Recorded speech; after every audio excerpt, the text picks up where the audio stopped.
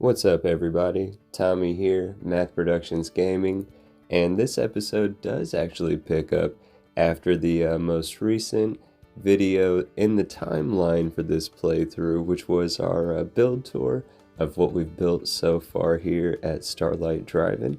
That's where we're at right now. But what's right in front of us, kind of what we were watching there on screen, is what I'm going to talk about for the majority of the video, and then at the end we'll have a little fun adding on to the context of what we're talking about here. And what are we talking about, Tommy? Supply lines. I kind of just flippantly talk about them all the time, assuming that everybody would know how they work, what their importance is, especially in survival, what all you can do with your supply lines, what you can't do with your supply lines.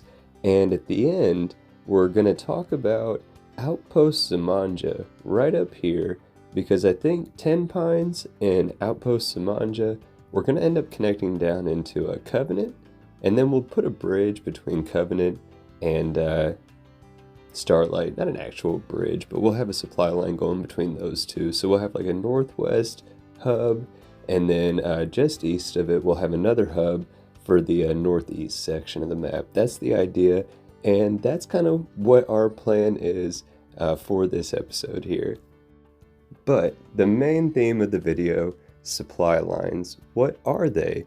They are a connection between two or more of your claimed settlements that you have ownership of, that you can access the workbenches, the main workbench specifically, to be able to build in that settlement. Once you own a settlement, you then have the ability down the line to set up supply lines.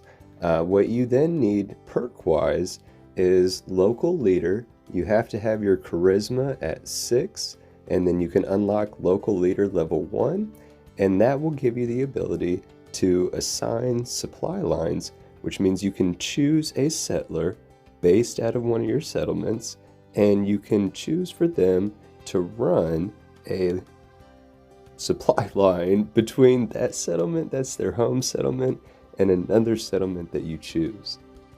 Once you've assigned a settler to being a supply line settler, they will get their own Brahmin, and you'll see them on the map traveling between the two settlements, their home settlement and that other settlement. In game, in lore, what they're doing is they're transporting supplies between one settlement and the other. What they're doing for you mechanically is allowing you to access the basic resources, the basic building resources, crafting resources from those items that you have stored at the workbenches, at the different settlements. Basically, every settlement that is connected, you saw it on the Pip-Boy screen at the beginning of this video, via that kind of spider web of those supply lines connecting the dots between settlements.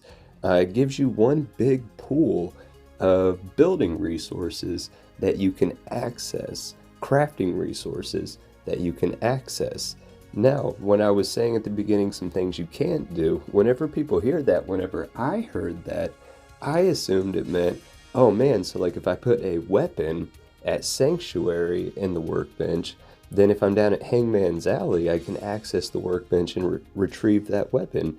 No, that's why I was just trying to emphasize building and crafting materials, the raw materials. If you were to scrap some duct tape and you would get that adhesive, if I have duct tape in Sanctuary, then in Hangman's Alley, I would have access to that adhesive if I was trying to build or to craft something. So that's how those supply lines work.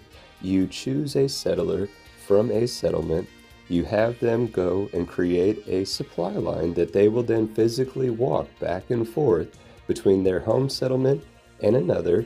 That gives you then a connection point between both of those settlements' stored basic crafting and building components.